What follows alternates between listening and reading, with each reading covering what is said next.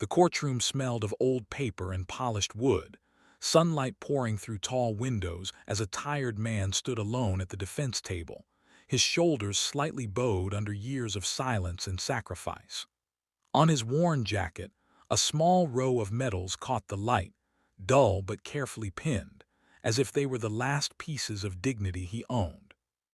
The judge's raised eyebrow and faint smirk landed harder than any verdict, and in that moment, a single dad and war veteran named Marcus Vale realized he was about to be humiliated not just as a man, but as a soldier who had already given everything.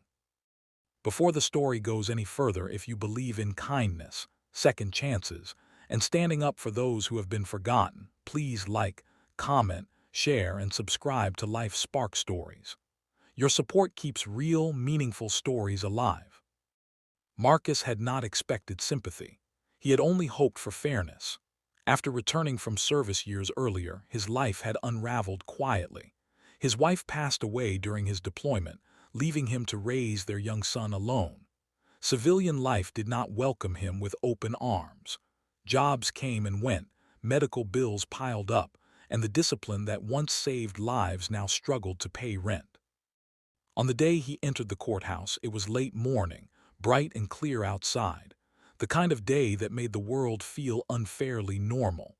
Inside, however, his future hung on a thin thread as he faced a minor charge born from desperation, not malice. The judge, Roland Whitcomb, leaned back in his chair, eyes lingering on Marcus's medals with open doubt. His expression carried the weight of privilege untouched by sacrifice.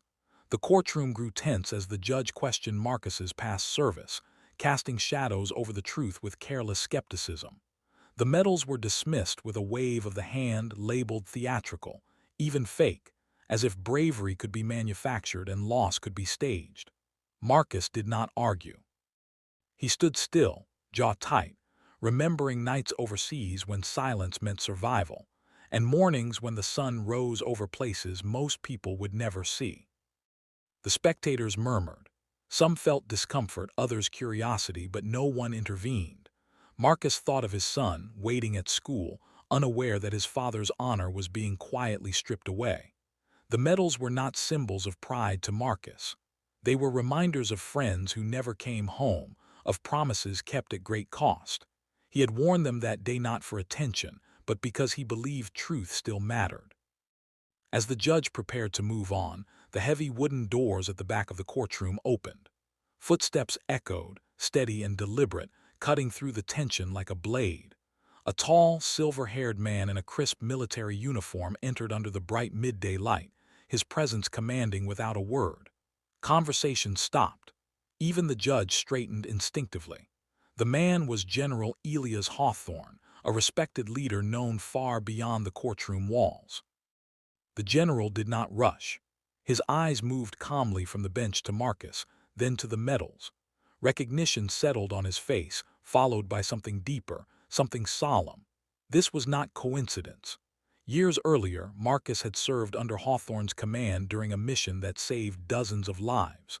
Hawthorne had seen Marcus carry wounded soldiers through gunfire, had watched him refuse evacuation until every last man was accounted for. The atmosphere shifted. Authority no longer belonged solely to the bench. The general's presence reframed everything, not with anger but with undeniable truth. He acknowledged Marcus's service, his sacrifices, and the legitimacy of every medal worn. The judge's confidence drained as the weight of his mockery became clear. What was dismissed as fiction moments earlier now stood as verified history, written in scars and service records rather than words. Marcus felt something unfamiliar rise in his chest. It was not victory, it was validation. The general's arrival did not erase Marcus's struggles, but it restored something far more important, his dignity. The court recessed briefly, and when proceedings resumed, the tone had changed. Compassion replaced contempt. Context replaced judgment. Marcus was no longer invisible. By the time Marcus stepped back into the daylight, the sun was still high, but the world felt lighter. He knew challenges remained, yet he also knew that honor, once recognized, could never truly be taken away.